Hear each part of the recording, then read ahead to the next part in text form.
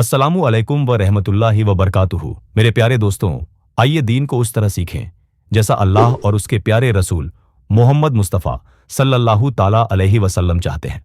आज हम इस वीडियो की मदद से नमाज में होने वाली उन 5 छोटी छोटी गलतियों को पहचानेंगे जिनसे हमारी नमाज फासिद हो जाती है, यानी नमाज टूट जाती है। हमें इन गलतियों को सुधार कर अपनी जिंदगी को कुरान व सुन्नत के रास्ते पर सजाने की कोशिश करनी है। तो चलिए सबसे पहले नमाज का बेसिक जानेंगे कि नमाज किस तरह पढ़ी जाती है, और फिर नमाज में होने वाली उन 5 गलतियों को भी जानेंगे जिससे हमारी नमाज फासिद हो जाती है। और आखिर में हम एक वाक़ये की मदद से जानेंगे कि नमाज से एक इंसान कैसा मकाम पा सकता है। इस वीडियो में आपको एक बात का खास ख्याल रखना है, क्योंकि मैं एक एआई वॉइस हूं, इस वजह से अरबी को दुरुस्त तरीके से नहीं पढ़ सकता। इसलिए मैं अरबी को स्क्रीन पर लिख दूंगा ताकि आप उसे आसानी से पढ़ भी सकें और याद भी कर सकें। वीडियो शुरू करें उससे पहले आप अपने इस प्यारे से चैनल को फॉलो कर लें ताकि इसी तरह की वीडियो आपके पास पहुंचती रहे। तो चलिए सबसे पहले हम ये जान लेते हैं कि नमाज कैसे पढ़ी जाती है। नमाज में 2, 3 और 4 रकत होती है। जैसे फजर की नमाज में 4 रकत को 2 सुन्नत और 2 फर्ज करके पढ़ा जाता है। उसी तरह जोहर में 12 रकत को कुछ इस तरह पढ़ा जाता है। उसी तरह असर की 8 रकत को इस तरह, और मगरिब में 7 रकत और ईशा में 17 रकत को इस तरह।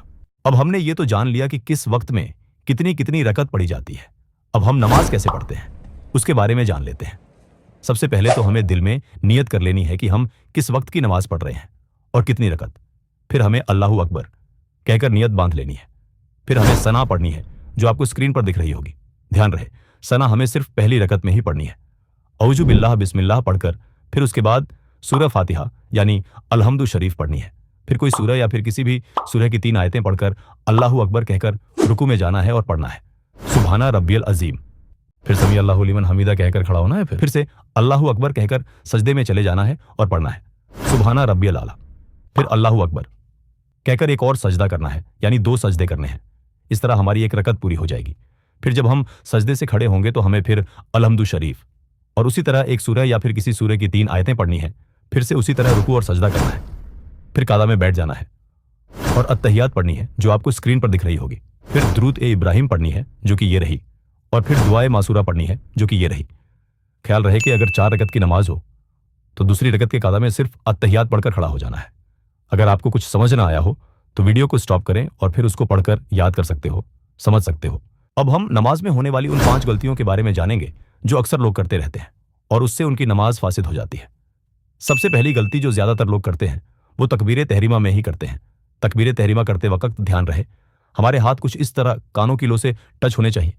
और हम ज्यादातर जो गलती करते हैं वो ये है कि हम जब अपने हाथों को कानों की लो से टच करते हैं यानी नियत बांधते हैं, उस समय अक्सर लोग अल्लाहु अकबर कहना भूल जाते हैं या कहते ही नहीं हैं, जिससे हमारी नमाज शुरू ही नहीं होती, क्योंकि नमाज में तकबीर तहरीमा यानी अल्लाहु अकबर कहना फर्ज है। दूसरी गलती, रुकू में अक्सर लोग रुकू को सही से नहीं करते। अगर रुकू करने की शक्ल पूरी तरह न बने तो नमाज टूट जाएगी। इसलिए रुकू में कम से कम इतना झुकना जरूरी है कि हाथ घुटनों तक पहुंच जाएं, और उसमें अपनी कमर सीधी रखना सुन्नत है, कुछ इस तरह। तीसरी गलती लोग अक्सर सजदों में करते हैं। हमें सजदा कुछ इस तरह करना है कि हमारी नाक की हड्डी जमीन पर जम जाए और नजर नाक की तरफ रहे, और सजदे के दौरान हमारे दोनों पैरों की 3-3 उंगलियां मुड़ी होनी चाहिए जो कि वाजिब है, और तमाम उंगलियों को मोड़ना सुन्नत है। चौथी गलती हम कादा में करते हैं। कादा में हम 3 चीजें पढ़ते हैं। सबसे पहले अत्तहियात पढ़ते हैं जो कि आप स्क्रीन पर देख सकते हैं।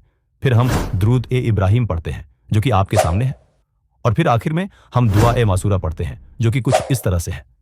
हमें कादा में इन तीनों चीजों के बारे में ध्यान रखना चाहिए, क्योंकि अत्तहियात पढ़ना वाजिब है, दुरूद ए इब्राहिम पढ़ना सुन्नत है, और दुआ ए मासूरा पढ़ना मुस्तहब है। यानी अगर कभी आपकी जमात छूट रही हो और आप कादा में हो तो आप सिर्फ अत्तहियात और दुरूद ए इब्राहिम पढ़ सकते हैं। ध्यान रहे अत्तहियात पढ़ना लाजमी है। 5वीं गलती हम तिलावत के अंदर कर देते हैं। तिलावत में होने वाली गलती को सुधारना हमारे लिए सबसे ज्यादा अहम है, इसलिए इसे सबसे आखिर में रखा है। अगर किसी भी आयात में हम अगर एक भी लफ्ज गलत पढ़ते हैं, यानी वो लफ्ज सही अदा नहीं हुआ, तो नमाज नहीं होगी। तो ज्यादा से ज्यादा अपनी तिलावत और अपने अल्फाज को दुरुस्त करें, और साथ में इस बात का भी ख्याल करें कि हमें अल्लाह के कलाम को उल्टा पढ़ने से बचना है, क्योंकि कुछ लोग अलहम्दु शरीफ पढ़ने के बाद पहली रकत में तो सूरह नास पढ़ देते हैं और दूसरी रकत में सूरह फलक पढ़ देते हैं, जबकि पहले सूरह फलक आती है और फिर सूरह नास आती है। हालांकि इससे नमाज नहीं टूटती, पर अल्लाह के कलाम को तरतीब से पढ़ना मुस्तफ़ा की सुन्नत है। इसलिए कम से कम आखिर की 10 सूरतों को आपको तरतीब से और अच्छे से याद करनी चाहिए। अगर आपको इसका पार्ट 2 चाहिए तो कमेंट करके जरूर बताना। अब हम जान लेते हैं کہ نماز سے ایک انسان کو کیا مقام مل سکتا ہے، اسے پہلے کمنٹ میں یا رسول اللہ ضرور لکھنا۔ یہ ہے وہ واقعہ۔ نماز کیا ہے؟ ایک چھوٹی سی بات کہہ کر کے میں بات ختم کر دیتا ہوں۔ نماز کا مرتبہ، مقام، رتبہ، عظمت اگر آپ سمجھ سکتے ہیں نماز سے کیا کچھ مل سکتا ہے، یہ اگر آپ سمجھ سکتے ہیں تو اس واقعے سے سمجھ لینا۔ حضرت بایزید بستامی رحمۃ اللہ علیہ کا ایک مرید آیا، صبح ہی صبح آ کر کے جیسے ہی خانقاہ شریف میں اس نے قدم رکھے اور اس کی نظر مصلی پہ پڑی تو کہنے لگا حضور یہ کیا ہوا؟ رات کو مصلی میں خود اپنے ہاتھوں سے بچھا کر کے سب سے آخر خانقاہ سے میں ہی گیا تھا، لیکن ابھی میں دیکھ رہا ہوں کہ اس مصلی کے اوپر خون پڑا ہوا۔ اللہ اکبر، یہ روحانیت کی باتیں ہیں۔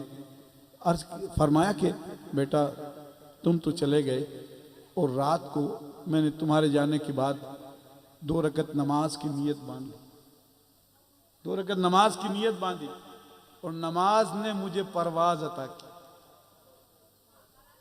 نماز میں بلند ہوتا گیا، بلند ہوتا گیا، ہوتا گیا، پہلا آسمان آیا، پیچھے رہ گیا۔ کون کہہ رہا ہے؟ نبی نہیں کہہ رہا ہے، نبی کا امتی کہہ رہا ہے، نبی کی امت کا ولی کہہ رہا ہے۔ کہہ رہے ہیں کہ میں بلند ہو، آسمان پیچھے رہ گیا، میں آگے نکل گیا۔ دوسرے آسمان آیا، وہ پیچھے رہ گیا، میں پھر آگے نکل گیا۔ 7واں آسمان سے گزرنے کے بعد میں عرش کے قریب گیا، میں نے دیکھا کہ عرش الہی میرے سامنے۔ لوگ کہتے ہیں کہ عرش پہ جانا نبی کی معراج ہے، میں تو کہتا ہوں نبی کے غلام عرش تک جاتے ہیں۔ سبحان اللہ، سبحان اللہ۔ تم کیا سمجھتے ہو نماز کو؟ نماز کیسی معراج ہے؟ ذرا غور تو کرو۔ بایزید بستامی پوچھ رہے گئے اے عرش، ہم کو قرآن نے یہ بتایا ہے، ہم کو قرآن نے یہ بتایا ہے الرحمن علی العرش استوى، رحمان عرش پہ استوا فرما ہے۔ استوا فرما شاید آپ نہ سمجھیں گے، میں آپ کی زبان میں سمجھا دوں۔ رحمان عرش کے اوپر اپنی شان کے لائق بلندی لیے ہوئے، سبحان اللہ، سبحان اللہ۔ اپنی شان کے لائق بلندی لیے ہوئے ہے۔ اے عرش میں تجھ تک آ گیا، اب تو بتا کہ وہ رحمان کہاں ہے؟ عرش سے آواز آئی، بایزید تمہیں تو قرآن میں یہ بتایا گیا کہ رحمان عرش پہ استوا فرما ہے، اور عرش سے یہ کہا گیا ہے رحمان مومنوں کے دلوں میں رہتا ہے۔